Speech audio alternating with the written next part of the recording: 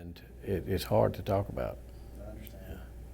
Because, you know, it's just like a video in my head. You know, I get to thinking about it, I see everything. To this day, it makes me nervous. To this day, it makes me nervous. To this day, it makes me nervous. To this day, it makes me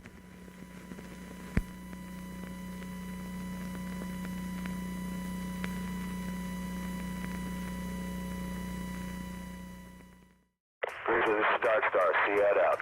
Dark Star copies all. Go ahead. Message to Observer. Alpha, 3 rounds. AT delay in effect. 3 guns. Bravo, 2 rounds, 2 guns. Smoke on the deck. SEAD, Cash TOT 62. Target number, Hotel, November 5209. Request splash out. Shot over. Splash out. Record his target. End of mission. Target suppressed out. Rhino, you're coming in. Reaching out label. Switching back up frequency and try again.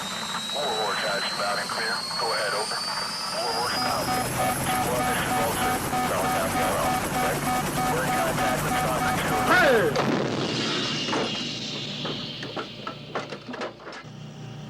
Good morning, Vietnam! I started in December of 1965. I was sent to Parris Island, South Carolina for my boot camp training, and that was quite a show. There was one way on the island and one way off, and that was by a Greyhound bus. And that's all we dreamed about while we were there, was being able to get back on that Greyhound bus and get off of Parris Island. My first duty assignment after my initial training was I was sent to Marine Barracks and at Headquarters of the Marine Corps in Washington, D.C., and I was a Marine Guard, and I was assigned to what was then the Naval Security Station in Washington, D.C., but now it's known as the National Security Agency, NSA. And I was there until I received my orders to go to Vietnam. It was July of 1967. That's when I arrived in Da Nang, South Vietnam. And I was assigned to the 2nd Battalion, 1st Marines Fox Company. And I immediately started running patrols and night and day patrols, and went on operations with my unit. We were given a mission of search and destroy. We went on almost constant operations and constant patrols to in search of the enemy and bunkers and food storage facilities.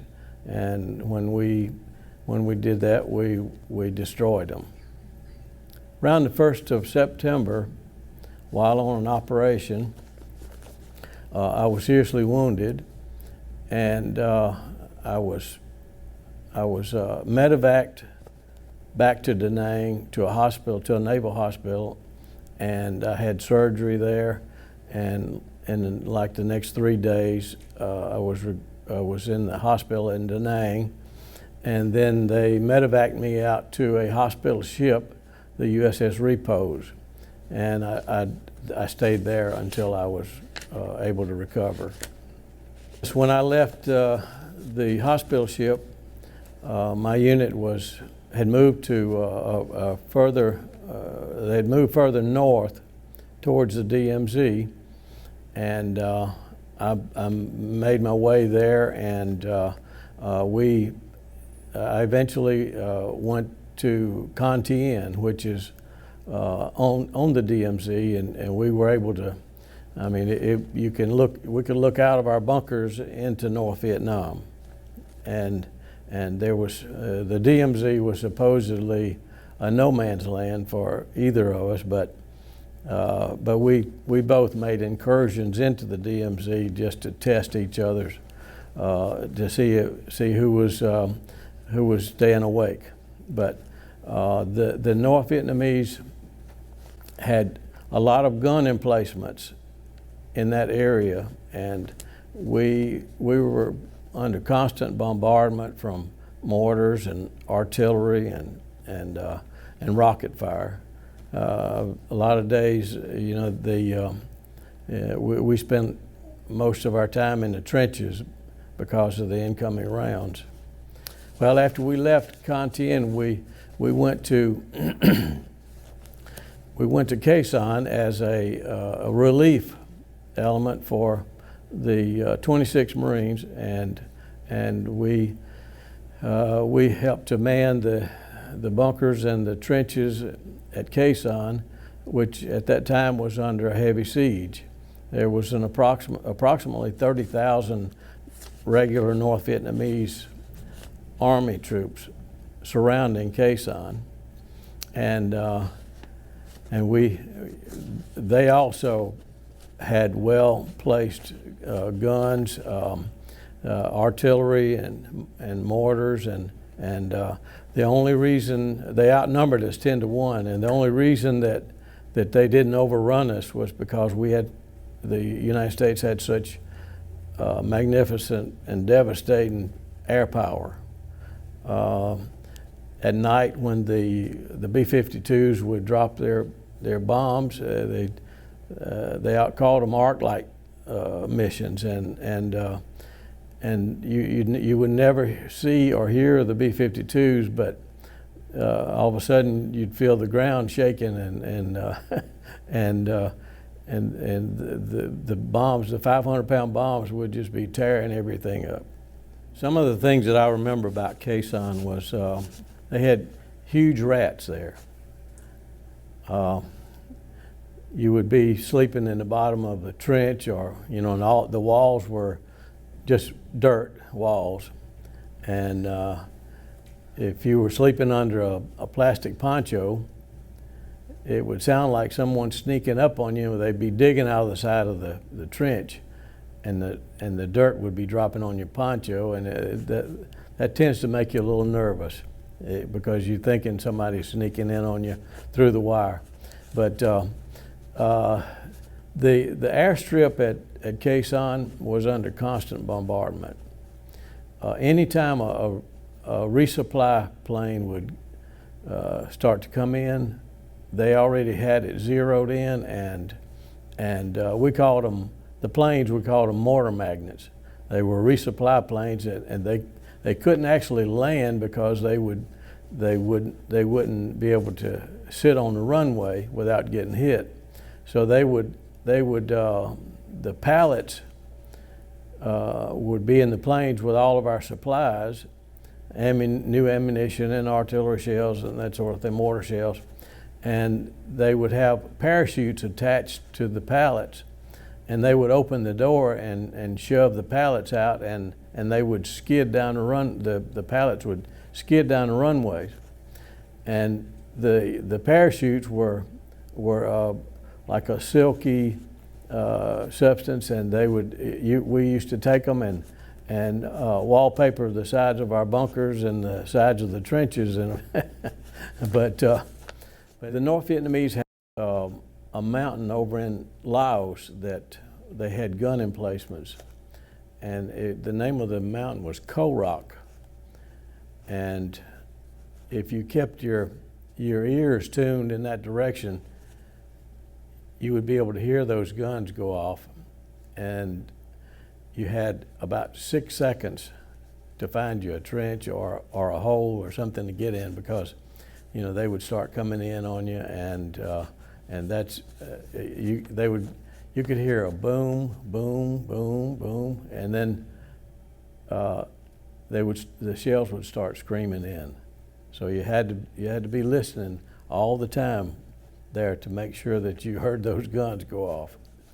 They said that at the height of the siege that there were approximately 3,000 rounds of mortar and artillery rounds shot into the combat base at Quezon per day. And that didn't happen every day, but there were a lot of days that we saw heavy artillery and rocket fire coming into the base.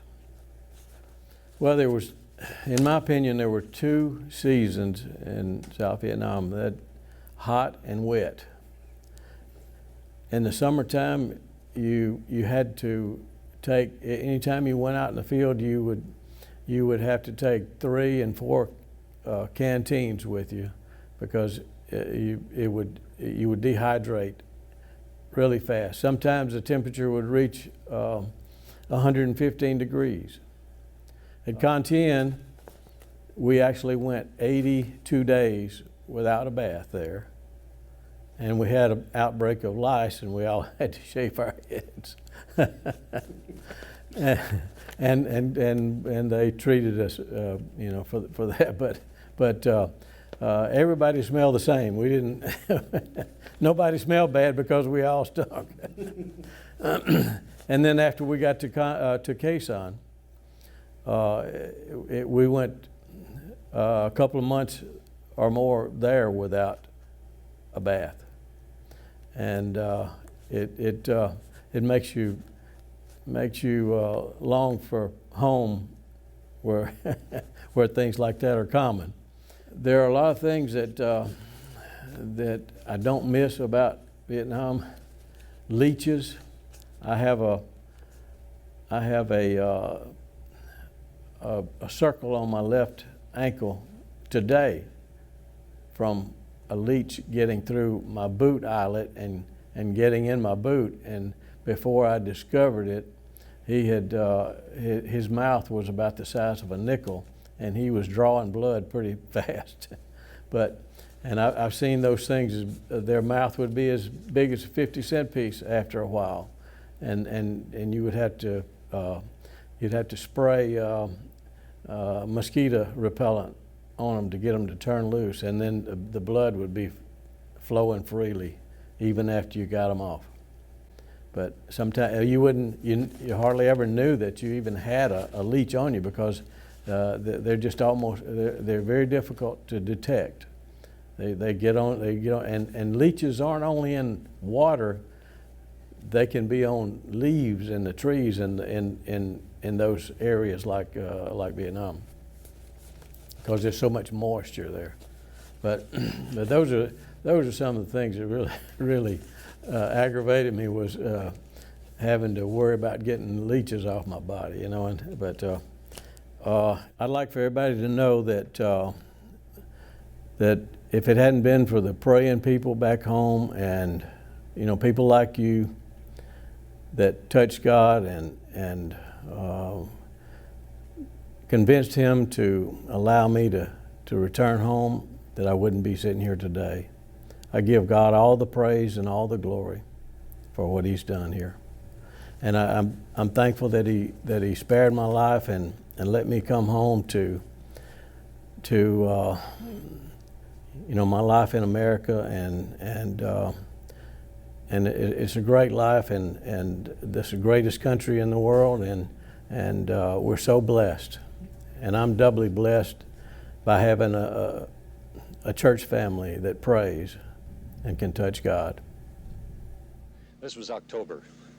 Young men being sent out in search of a war. Jungles that once offered plenty of opportunities for a boy to kill or to die, now containing empty bunkers, footprints going the other way, and frustration for the ambitious commander wanting a big body count. More to the point, some empty hospital beds and some doctors standing around with nothing to do.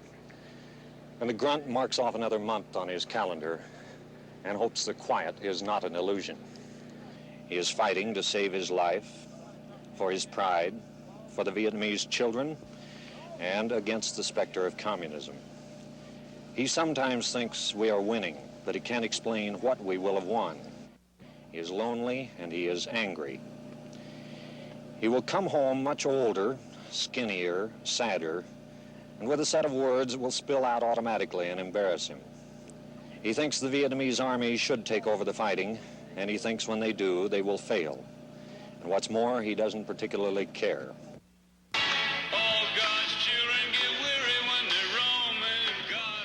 In the words of one soldier who had survived his year in Vietnam, I'm going to go home, I'm going to sit down where it's cool, and I'm going to forget the whole thing.